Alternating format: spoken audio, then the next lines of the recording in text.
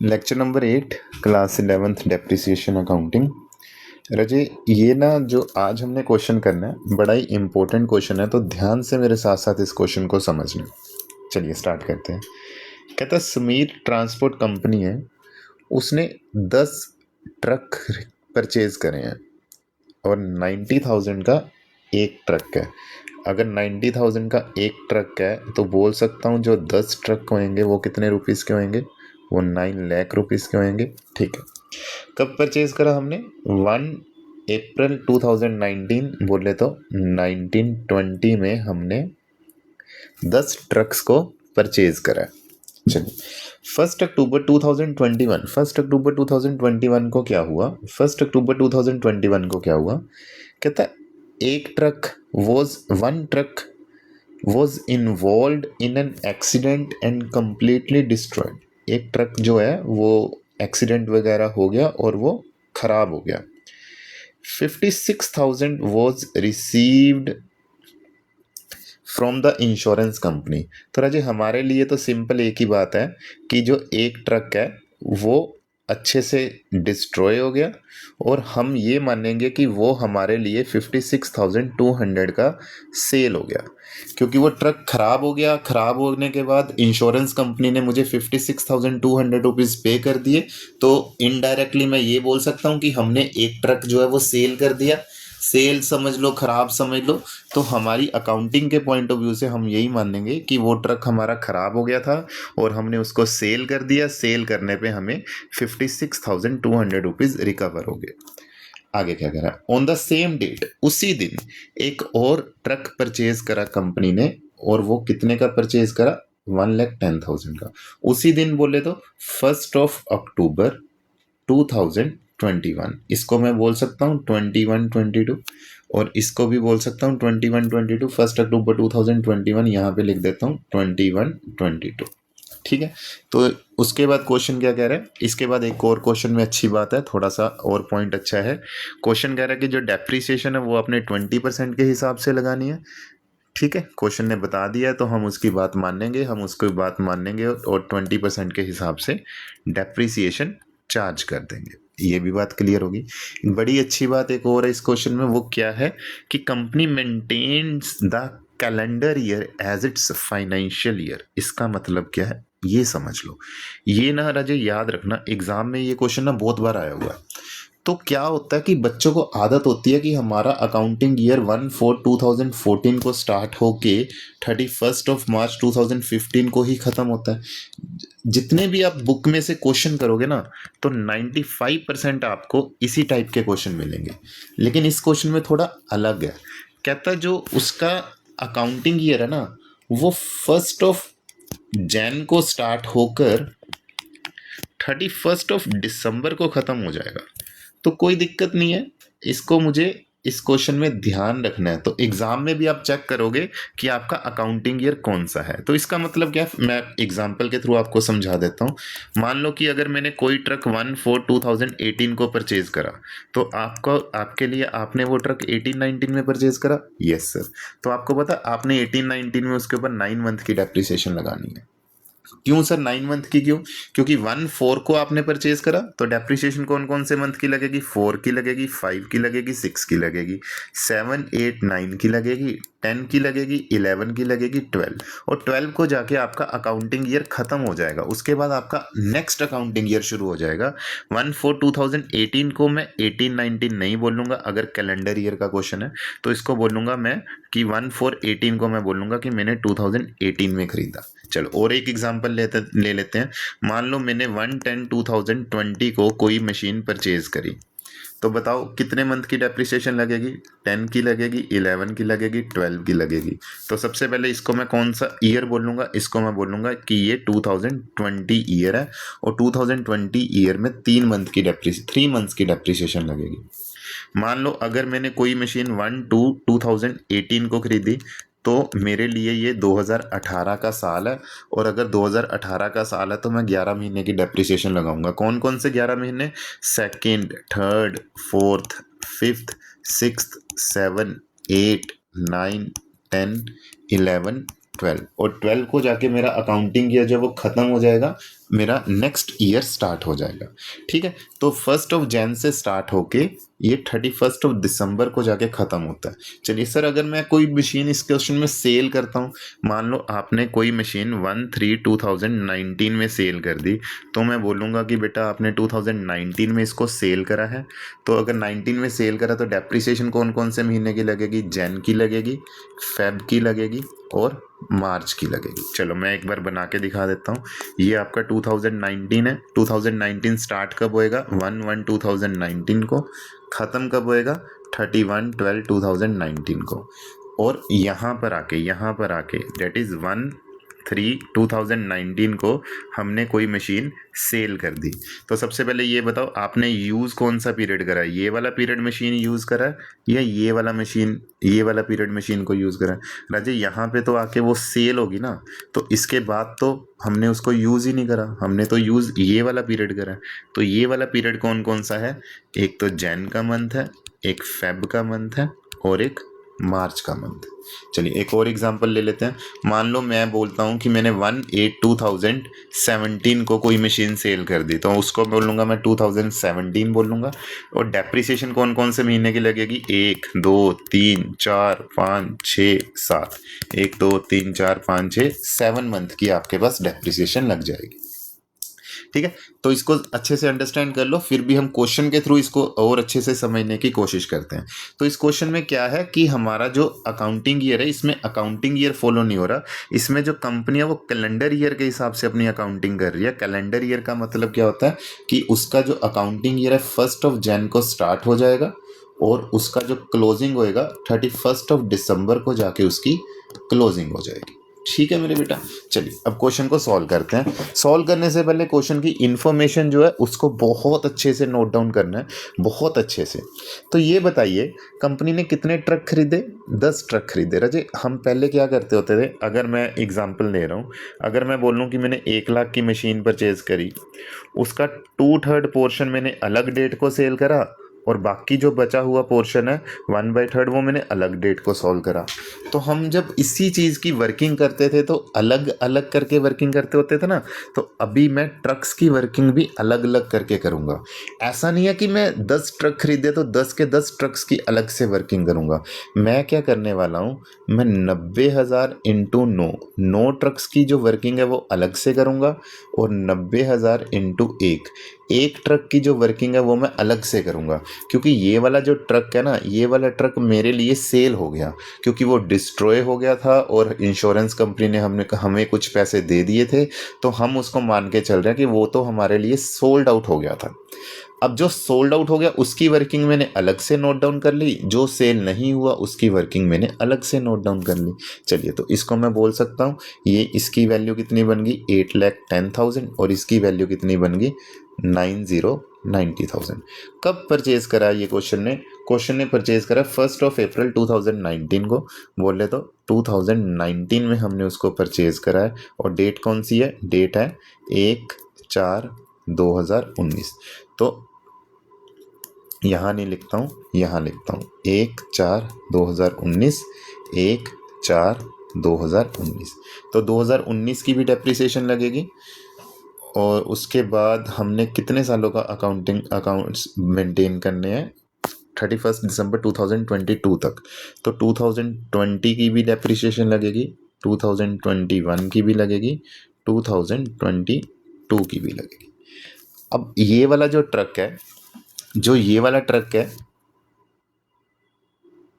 हाँ जी, जो ये वाला ट्रक है 1/4/19 को खरीदा, ये भी ट्रक 1/4/19 को ही क्वेश्चन ने परचेज करा था। और 1/4/19 वाला ये जो ट्रक है ये कब डिस्ट्रॉय हो गया था? 1 अक्टूबर 2021, 1 अक्टूबर 2021। तो इसको मैं 21-22 नहीं बोलूँगा इस क्वेश्चन में, इसको भी 19-20 हटा दो, इसको मैं 21-22 नहीं बोलूँगा इस क्वेश्चन में। सिंपल इसको बोलूँगा कि 2021 में ये वाला जो ट्रक है 2021 में सेल हो गया था। तो 2021 बोले तो यहाँ पे, तो इसकी डेप्रिसिएशन तो कॉन्टिन्यूटी में चलती रहेगी। जो इसकी डेप्रिसिएशन है वो यहाँ पे आके रुक जाएगी, इसके ऊपर यहाँ नहीं लगेगी। और उसी दिन सेम डेट को 1 अक्टूबर 2021 को ही क्वेश्चन ने एक और ट्रक खरीद लिया था 1,10,000 का। तो उसी दिन बोले तो 21 में, तो यहाँ पे लिख लेता हूँ 1,10,000। क्यों भाई यहाँ पे क्यों लिख लूँगा? क्योंकि उसकी डेप्रिसिएशन 2021 की भी लगेगी और 2022 की भी लगेगी। ठीक है जी, ये मैंने question neat and clean note down करने की कोशिश करी है। अब हम इसके ऊपर डेप्रिसिएशन लगाएंगे।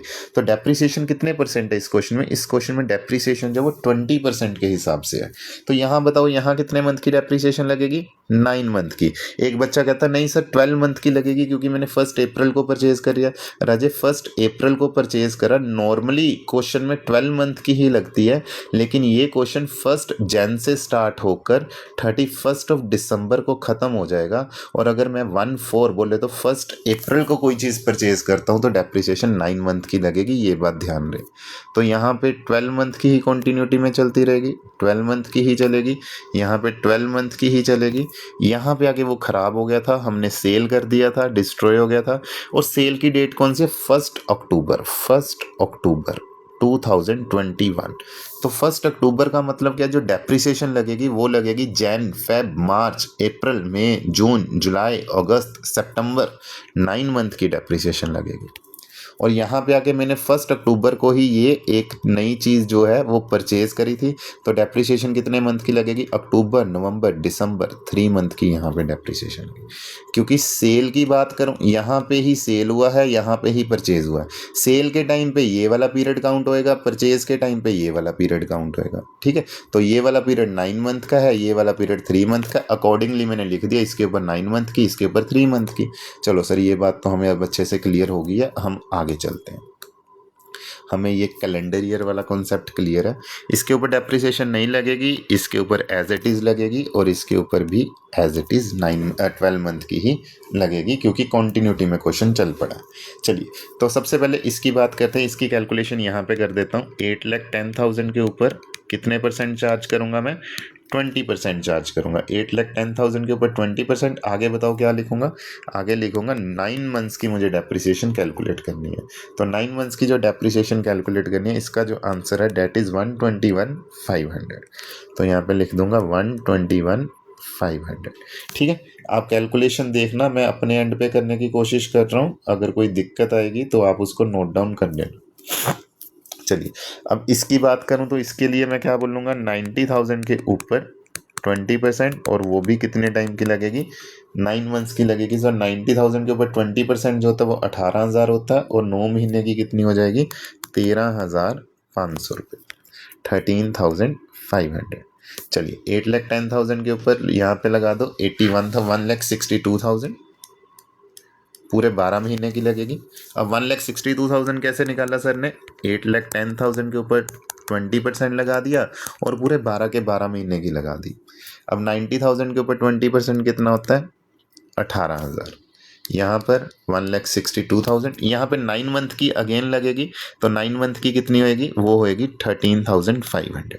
और यहाँ पे 3 मंथ की लगेगी। अब 3 मंथ की कैलकुलेशन क्या होएगी? 1,10,000 इंटू 20% इंटू 3/12। तो 1,10,000 के ऊपर आप लगा दो बेटा जी 20%, और कितने टाइम की? 3 मंथ की लगा दो। तो वो कितनी हो जाती है? 5,500। अब यहाँ पे एज इट इज़ चलती रहेगी 162, और यहाँ पे लग जाएगी 1,10,000 के ऊपर 20%, 22,000। ठीक है जी। अब मुझे क्या करना है? मुझे अब इनकी वैल्यूज़ लिख देनी है। तो 8,10,000 है, उसमें से 121,500 माइनस कर दो, तो वो रह जाएगा 688,500। उसमें से 162 माइनस कर दो, 526,500। सर ये आप क्यों लिखते होते हो?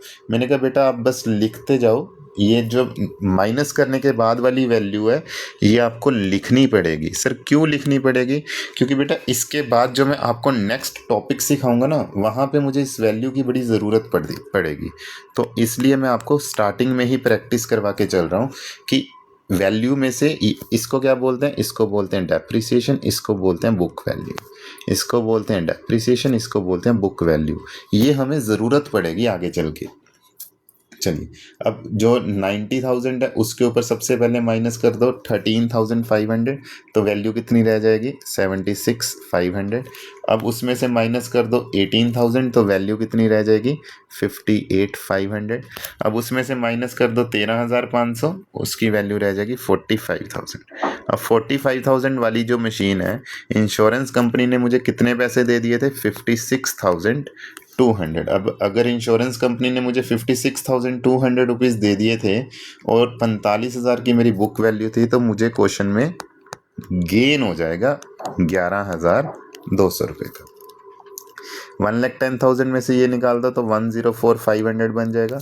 104,500 में से 22 निकाल दो तो 82,500 ये बन जाएगा। ठीक है जी, तो ये हो गया मेरा क्वेश्चन 2019 की डेप्रिसिएशन। ये हो गया मेरे क्वेश्चन में 2020 की डेप्रिसिएशन। ये होगी मेरे क्वेश्चन में 2021 की डेप्रिसिएशन। ये होगी मेरे क्वेश्चन में 2022 की डेप्रिसिएशन। चलो, अब क्या करेंगे सर, अब सर ने एक ट्रक का अकाउंट बना देना। वही तो क्वेश्चन की रिक्वायरमेंट है।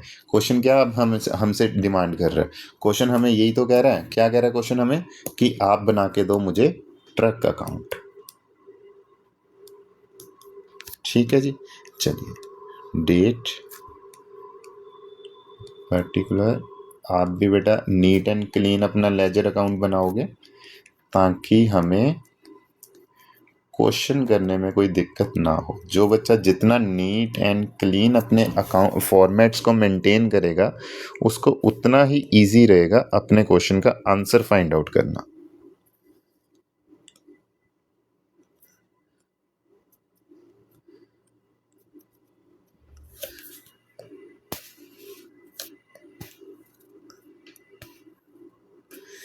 चलिए, तो ये होएगी डेबिट साइड और ये होएगी क्रेडिट साइड। सबसे पहले 2019 की बात होती है। मैं 1/4/2019 को हमने ट्रक खरीदे 2 कैश। अब राजन 9 ट्रक एक थे और एक ट्रक एक था, टोटल 9 लाख रुपीज़ होएगा। ऐसा नहीं है कि अलग अलग करके लिखना, अकाउंट में हमेशा इकट्ठा ही लिखना होता है। और 2019 में कुछ और हुआ सर, 2019 में और कुछ भी नहीं हुआ। अब वेरी इंपॉर्टेंट, ये डेट ध्यान से रखना जो मैं लिखने जा रहा हूँ। ये डेट कौन सी लिखूंगा मैं, 31 ऑफ दिसंबर 2019। 31/12/2019 लिख रहा हूँ, ये बात ध्यान रहे। 31/12/2019 बाय डेप्रिसिएशन। अब डेप्रिसिएशन 31/2019 बोले तो 2019 की कितनी लगी 121,500 प्लस 13,500, तो वो कितना हो जाएगा 121,500, 122,500, 135, 1,35,000। ठीक है जी, तो डेप्रिसिएशन कितना 13,000, 1,35,000। उसके बाद मुझे क्या करना है सर, उसके बाद तो क्वेश्चन को पैकअप करना होता है। पैकअप करने के लिए यहाँ पे 9 लाख लिख दूंगा, तो यहाँ पर भी 9 लाख आना चाहिए। 31 दिसंबर 2019 लिखूंगा बाय बैलेंस कैरी डाउन। तो 9 लाख में से 1,35,000 माइनस कर दो, तो उसको माइनस करके मेरे पास कितना रह जाएगा 7,65,000। आगे चलते हैं 1/1/2020। अब मैं नेक्स्ट ईयर पे आ चुका हूँ, और नेक्स्ट ईयर याद रखना जब भी ओपन करोगे तो ओपनिंग डेट इस क्वेश्चन की 1 जन 2020 रहेगी। टू बैलेंस ब्रोड डाउन, और वो कितना है 7,65,000। अब ये बताओ 2020 में कुछ हुआ सर, 2020 में कुछ भी नहीं हुआ। अगर कुछ भी नहीं हुआ तो सिंपल डेप्रिसिएशन लगा दो, 162 प्लस 18 टोटल इज 1,80,000। तो 31 ऑफ डेट कौन सी आएगी 31 दिसंबर 2020 बाय डेप्रिसिएशन, और वो कितनी है क्वेश्चन में 1,80,000 रुपीज़ की। और उसके बाद 31 दिसंबर 2020 को क्या करेंगे sir, by balance carry down. तो इसका जो टोटल है वो कितना बन जाएगा 765। तो इधर भी कितना होना चाहिए 765, तो 585 जो है वो आपका कैरी डाउन बन जाएगा। अब मैं नेक्स्ट ईयर पे चल रहा हूँ। अब नेक्स्ट ईयर कौन सा है? 1 Jan 2021 to balance brought down. तो वो कितना आ जाएगा बेटा? 5,85,000। अब मैं आ गया हूँ 21 पे। अब 21 में क्या हो रहा है? 21 में ये वाला जो मशीन है ना, ये वाला मशीन सेल हो रहा है, और सेल की डेट कौन सी है? 1 October 2021। तो सेल के टाइम पे मैं यहाँ पे लिख देता हूँ फर्स्ट, यहाँ पे लिख देता हूँ मैं,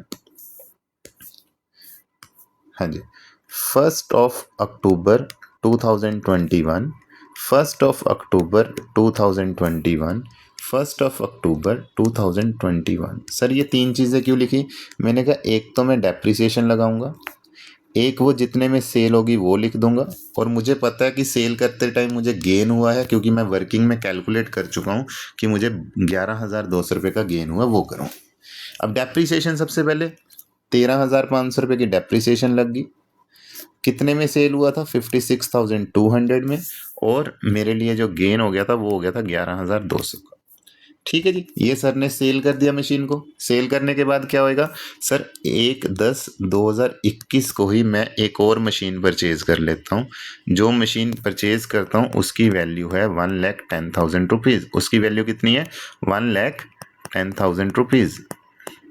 ठीक है सर, ये भी बात हमें क्लियर हो गई है। अब क्या करना है? अब मुझे करना है क्वेश्चन का क्लोजअप। क्लोजअप के टाइम पे एक ये डेप्रिसिएशन लगेगी, एक ये डेप्रिसिएशन लगेगी। सर ये नहीं लगेगी। मैंने कहा बेटा जब सेल हुआ था मैंने उस टाइम ये 13,200 रुपये की डेप्रिसिएशन लगा दी है, तो 13,500 की, ये 13,500 रुपये की डेप्रिसिएशन नहीं लगेगी। तो 162 + 55 कितना होता है? 167, 167,500। सो बाय डेप्रिसिएशन अकाउंट के ईयर के एंड पे, और ईयर का एंडिंग डेट कौन सा होएगा? 31 December 2021 बाय डेप्रिसिएशन। कितना? एक बार फिर से देख लो, 162 + 55, 167,500। उसके बाद 31 December 2021 को बाय बैलेंस कैरी डाउन। तो इसका टोटल लगा दो। तो इसका टोटल कितना बन जाएगा? 5,85,000। उसमें प्लस कर दो 11,200 रुपये, और उसमें प्लस कर दो 1,10,000 रुपये, तो 706,200। तो इधर भी कितना होना चाहिए मेरे बेटा? 706,200। उसमें से माइनस कर दो 13,500, 56,200, 167,500। तो कितना बैलेंस बच जाएगा? 4,69,500। अब उसके बाद चलते हैं हम नेक्स्ट ईयर पे। तो डेट कौन सी होगी? 1/1/2022 टू बैलेंस ब्रोड डाउन। वो कितना है? 4,69,500। सर ये बताओ अब 22 में कुछ हुआ? 22 में 2022 में कुछ नहीं हुआ। एक ये डेप्रिसिएशन है, एक डेट ये डेप्रिसिएशन है। बस क्वेश्चन के एंड पे डेप्रिसिएशन लगा दो। तो वो कितनी लग जाएगी? 31 December 2022 बाय डेप्रिसिएशन। 162 ये रही, 22 ये रही, 162, 72, 82, 184। तो 469,500 ये है, तो ये भी ऑब्वियसली 469,500 ही होना चाहिए। अब 469,500 में से आप माइनस कर दो, 469,500 में से माइनस कर दोगे 184, तो आपका जो कैरी डाउन है 31 December 2022, वो आपका जो कैरी डाउन है 31 December है ये। तो कैरी डाउन कितना बन जाएगा? By balance carry down 285,500। ठीक है जी, ये आपके सामने रहा ट्रक अकाउंट। कितने सालों का? 4 सालों का क्वेश्चन ने मांगा था, मैंने 4 सालों का बना के दे दिया। ठीक है, इसको बहुत अच्छे से समझना है।